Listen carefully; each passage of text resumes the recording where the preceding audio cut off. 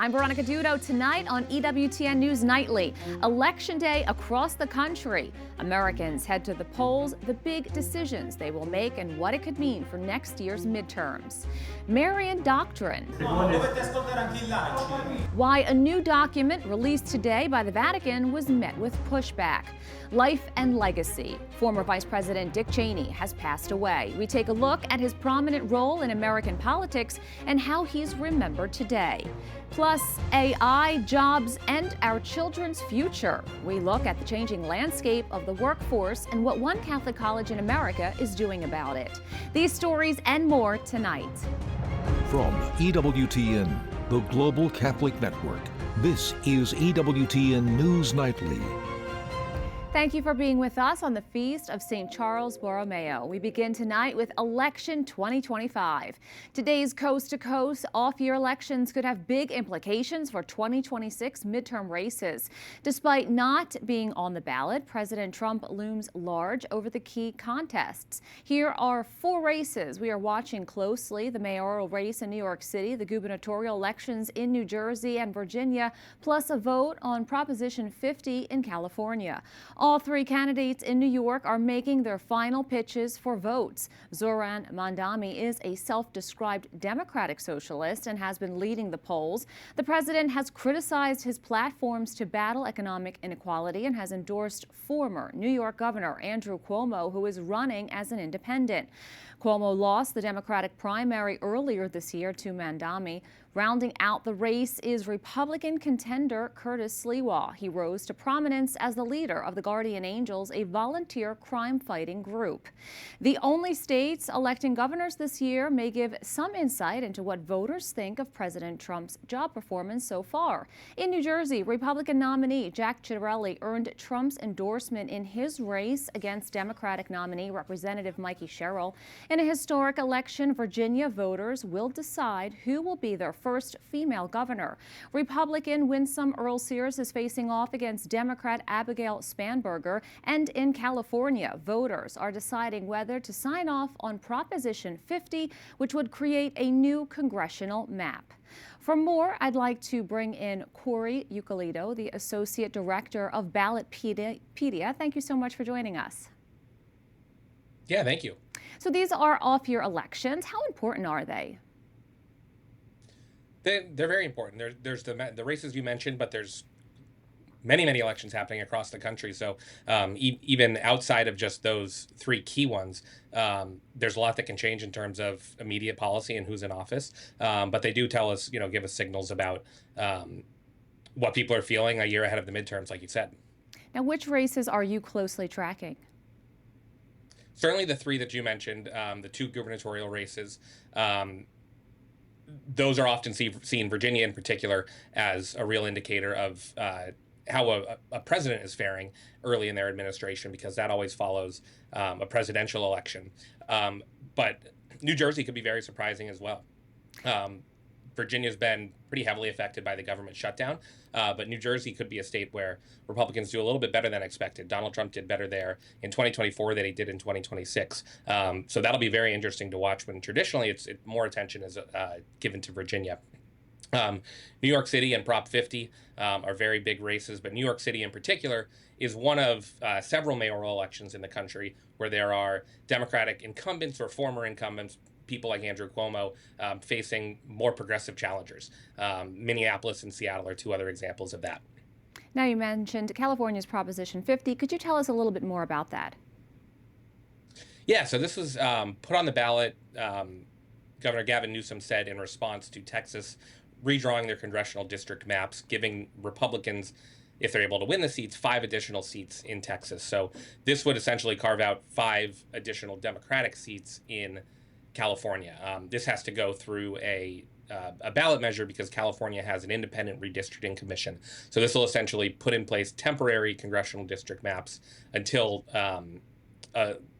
after the next census, when we revert back to the independent redistricting commission. So Proposition 50 is getting a lot of attention. It's now the 4th most expensive ballot measure in state history. And California has very expensive ballot measure campaigns. The support and opposition campaigns have raised $167 million. So it's getting a lot of attention. Okay, well, we'll certainly continue to watch. Corey Eucalito, thank you so much. Yes, thank you. It's day 35 of the U.S. government shutdown, which now ties the record for the longest closure in American history. Republican and Democrat lawmakers remain at a stalemate on finding a solution. Senate Majority Leader John Thune held another vote this afternoon to reopen the government with a clean continuing resolution, but it failed for the 14th time. For the latest, let's check in with Capitol Hill correspondent Eric Rosales. Eric, when will this end? Well, Veronica, that is the question millions of Americans who are not receiving a paycheck right now do want to know. Earlier in the day, there was a bit of optimism among Senate Republicans, hoping that after today's election, an agreement could be reached soon. But by the end of the week, but as of right now, nothing. One thing is clear, that the House passed continuing resolution only funds the government until November 21st, and that it must be extended past that date. Now, I did ask Speaker Johnson about that. I am not a fan of extending it to December because, let's be frank, a lot of people around here have PTSD about Christmas omnibus spending bills. We don't want to do that. It gets too close, and we don't want to have that risk. We're not doing that. Speaker Johnson says that he'd like to see a new continuing resolution extended till mid-January, allowing lawmakers in both chambers to finish work on funding next year's government. If we move to January, those individuals that are concerned about it, I want to hear their concerns and know that they're going to be working to try to get to yes to support the appropriation process. Just a delay tactic. I'm not for that. Right now, this continuing resolution is ineffective to the point of irrelevancy, and the House has to come back for there to be a meaningful conversation about lifting the shutdown. Several centralist Democrats are signaling to their Republican colleagues that an agreement could be reached in the next few days. But other Senate Democrats warn that reopening the government without a real concession from President Trump on extending the expiring health insurance premium subsidies, or at least a stronger gesture in good faith from the president, is a red line. Donald Trump and the Republicans think it's more important to give $1 trillion in tax breaks to a handful of billionaires than it is just to continue some help for our neighbors who need access to health care. The Secretary of Labor attended the House Republican leadership briefing and says notices recently went out to all 50 states about unemployment insurance funding running out. That will be the next thing that we have to be concerned about. If people stop receiving their unemployment insurance, will be another detrimental fact to the American workforce. So that is what we're focused on now. President Trump has signaled that he wanted Senate Majority Leader John Thune to terminate the filibuster in the Senate and have Republicans basically reopen the government on their own without any Democrat support. Now, the filibuster, that is the 60-vote requirement needed to advance most bills through the Senate. But the Majority Leader simply said that the votes aren't there. And bottom line, the filibuster is what makes the Senate the Senate. It does allow the minority party to have a voice, and some say that that would set a bad precedent. I do also want to let you know that I'm hearing that a possible blue flu may take place tomorrow. Several Capitol Hill police officers, along with some staff, may call in sick as a protest to this government shutdown. At the Capitol, Eric Rosales, EWTN News Nightly. The White House press secretary is walking back President Trump's threat to SNAP benefits. Earlier, the president suggested he would withhold the court-ordered federal assistance during the government shutdown. During her briefing, Caroline Leavitt announced the administration would pay half of the SNAP benefits for November. Unfortunately, that money only scratches the surface of the need. Carrie Robinson, the CEO and president of Catholic Charities, joins me now to discuss how her organization is helping. Thank you so much for your time. Thank you for having me on the show, and thank you for elevating this great need.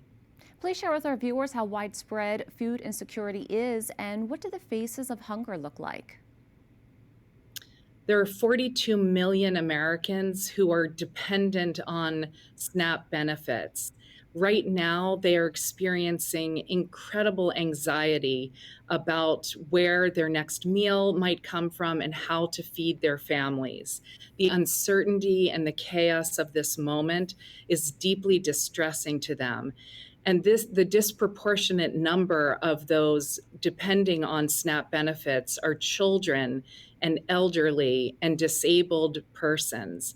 Catholic Charities is in all 50 states, helping to respond in this moment to this urgent crisis. Now, Catholic Charities USA launched a national fundraising effort to support those who need food assistance. Tell us more about the campaign and how is it going? Yes, few people realize that Catholic Charities is the official disaster response agency of the Catholic Church in the U.S. We are accustomed to responding when there are floods and fires and hurricanes. We launched an emergency appeal to raise money so that we could purchase food in bulk at a discounted rate from our distribution partners and ship that food to our local diocesan Catholic Charities agencies.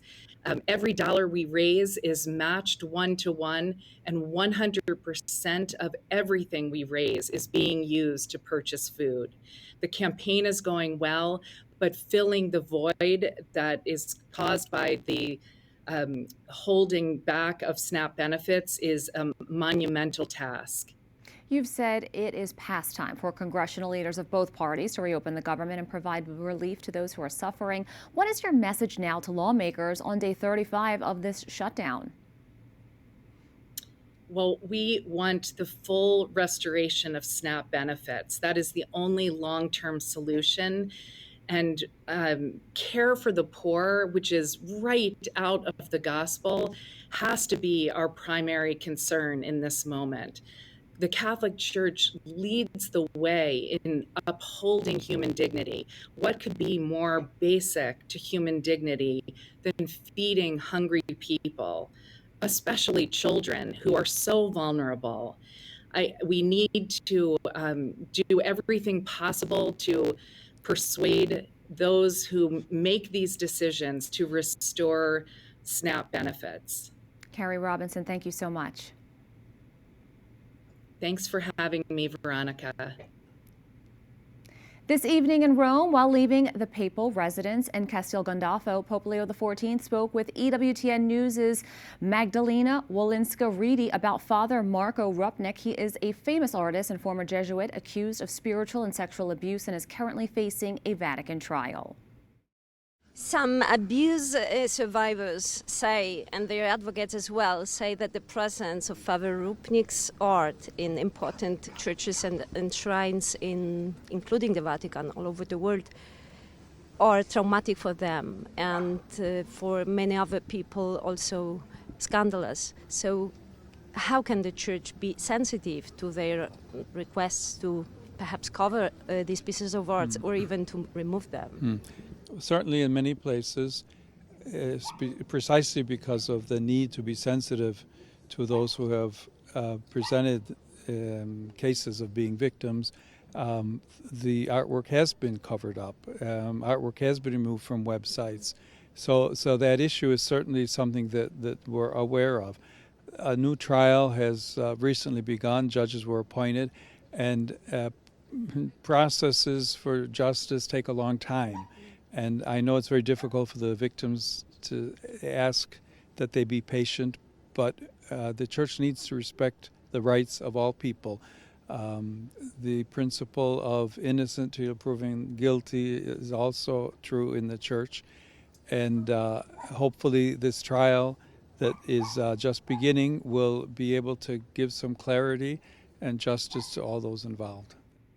The White House responds to the death of former Republican Vice President Dick Cheney. He lived to be 84. His family says he died last night after suffering from pneumonia and cardiac disease. Cheney was known as one of America's most powerful vice presidents of the modern era.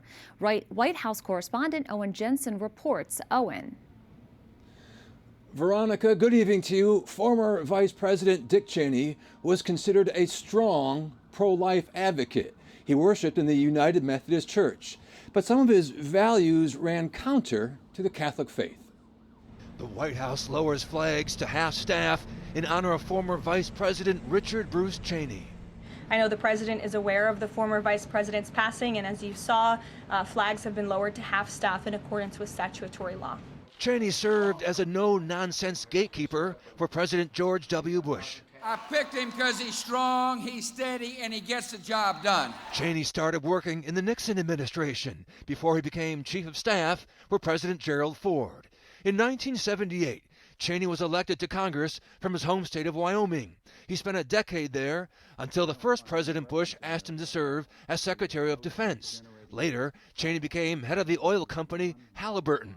Then, when George W. Bush secured the Republican presidential nomination in 2000, he asked Cheney to vet candidates for vice president, but ultimately offered him the job. Not to enter. So help me God. So help me God. Congratulations, Mr. Vice President. Cheney's health was a major concern. He had 3 heart attacks before age 50 and suffered another after the 2000 election. I've got a doctor that follows me around 24 hours a day that comes with a job as vice president. After he was out of office in 2012, Cheney underwent a heart transplant. I think the vice president was able to squeeze every ounce of juice from his life. In the Bush administration, Cheney was considered a hawk who was instrumental in the decision to invade Iraq. Cheney believed history would prove they made the right move. What we did in Iraq and taking down Saddam Hussein was exactly the right thing to do. Late in his career, Cheney admitted he differed from many in his party on the issue of gay marriage. As many of you know, one of my daughters is gay. I think people ought to be free to enter into any kind of union they wish. Catholic Church teaching affirms marriage is between one man and one woman. Cheney had no interest in running for president after leaving office, but he continued to be outspoken. His daughter Liz Cheney, once a part of House Republican leadership, took a stance against President Donald Trump and vice-chaired a committee led by Democrats investigating the January 6th riot at the U.S. Capitol. Her father supported her, and he voted for Kamala Harris in the last election, even though she was pro-abortion. Former President George W. Bush called Cheney a patriot who was among the finest public servants of his generation. Cheney is survived by his wife Lynn, his daughters Liz and Mary, along with 7 grandchildren. At the White House, Owen Jensen, EWTN News Nightly. A deadly train collision in central India leaves at least 7 dead and dozens of others injured. A passenger train hit a cargo train from behind, causing the coach to land on top of the cargo train. Indian Railways says all resources are now focused on rescue efforts. Train accidents are not uncommon in India. The last collision, killing more than 280 people, happened in 2023. A powerful typhoon has slammed into the central Philippines, leaving at least 26 people dead.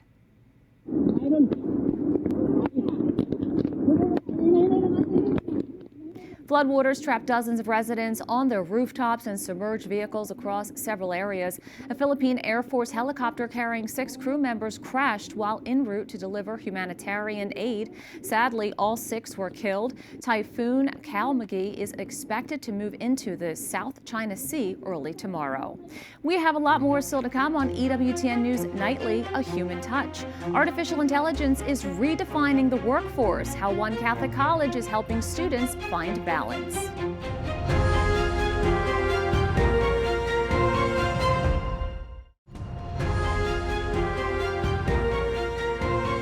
Welcome back. Artificial intelligence is changing the job landscape in the United States. Some career fields that used to be secure, like the tech industry, are now threatened by AI's rising prominence in day-to-day operations. That's leaving many young people, especially college students, nervous about the future. Father Deacon Kyle Washut, the president of Wyoming Catholic College, joins me now. Thank you so much for your time. Thanks for having me. Now, we've heard Pope Leo XIV allude to a kind of second industrial revolution because of AI. What are your thoughts about that? So the Pope has been clear that there's a lot of change coming, and we don't really know what that change is going to look like. He said in his most recent apostolic letter last week that we can't bury our heads in the sand, but we need to make sure that we're putting things in place where we're using the technology, not letting the technology use us. And that does seem like a real risk at the moment. Now, many graduates and soon-to-be graduates are concerned about finding employment, especially those in IT and tech sectors.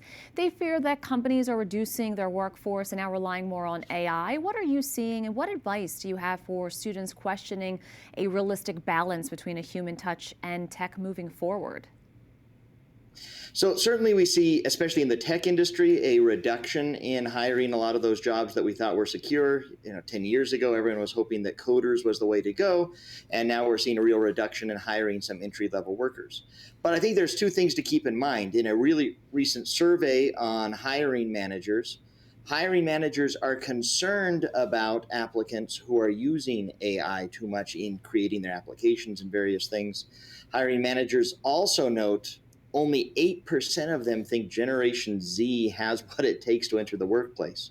And when they're asked what are they looking for in Generation Z, they say, well, partly they've been raised so much online that they're lacking three of the main things that they want to see, which is an ability to do analytical thinking, an ability to be emotionally intelligent, and then an ability to be creative and flexible in given situations. Along with some of these other human touches like an ability to endure tough challenges or resilience. Those are the things that are constantly cited as what hiring managers are looking for. And so I think what we need to think of is students need to be prepared to show not just that they can use tech or not that they learn to do this very specific thing with technology, but rather that they've developed those really personal human skills that would allow them to become essential members of the workforce. And employers are going to know that they need to hire those kind of people because whatever we can do with AI, it's not going to replace senior managers. It's not going to replace those people communicating and adding that important human personal touch to the workforce. How can students stay human in an era of artificial intelligence? So I think, ironically, the important thing that we need to ask students to do is fast from technology to some extent. They need to not spend, current studies say that average young person is spending 8 hours or more a day on the screen, mostly for recreational purposes. If we want to develop the skills that are going to let us really use AI or use any other kind of technology at the service of the human good, which is one of the top 3 priorities Pope Leo gives for education, then the young people need to give themselves some space to develop freely those things that allow for human flourishing, to really learn to think, really learn to communicate, really immerse themselves in reality. And so whatever we're looking for as a young person, part of that needs to be some space from technology and to fill that space with deep, meaningful relationships with the real world. Father Deacon Washa, thank you so much for your time. Thank you. Up next on EWTN News Nightly, a doctrinal note. The Vatican releases a document on debated titles of Mary, why Rome is providing clarification. Plus, today's saint is not only the patron of seminarians, but also played a major role in the Counter-Reformation. Can you guess who it is?